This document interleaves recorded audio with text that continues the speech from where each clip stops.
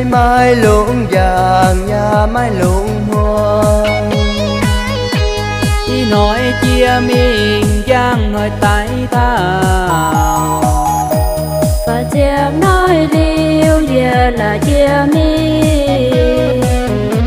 xuân cuối kia miền há quay tay tha tung cuối ôi thao siêu quê chia miền yên nín chê quê siêu liêu giờ nhà thì luôn rời giang giờ nhang kỷ niệm. có chia bữa nói Cho nhé vỡ lời nhang nhang vừa nói siêu liêu yên nhà bữa lùng địa miên cha kinh dân nhớ sang nàng nhẹ nói tại ca xuống to làng tình thì nương gió bùa tông già chiều cầu trên mùa tại thao in hỏi bữa tại cá chôn vào rừng hờ đi tô chiếu đi nương sao bùa tông già.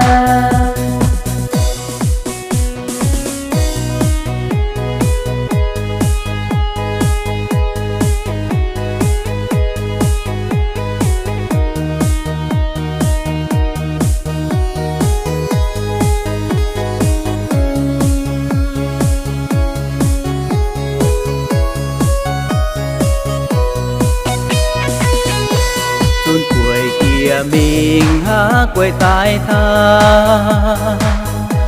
tung cuối ôi thao chiếu quê kia mình yên nín chê quê chiều liêu giờ nhà Thì luôn rời giang giờ nhang kỷ niệm. có chia bữa nói Cho nhé vỡ lời nhang nhang vừa nói siêu liêu yên nhà bữa lùng địa miên cha kinh dân nhớ sang nàng nhẹ nói tại ca xuống to làng tình thì luôn gió bùa tông già chiều cầu trên mùa tại thao in hỏi bữa tại cá chôn vào rừng hờ đi tô chiếu thì nương sao bùa tông già bữa tại cá chôn vào rừng hờ đi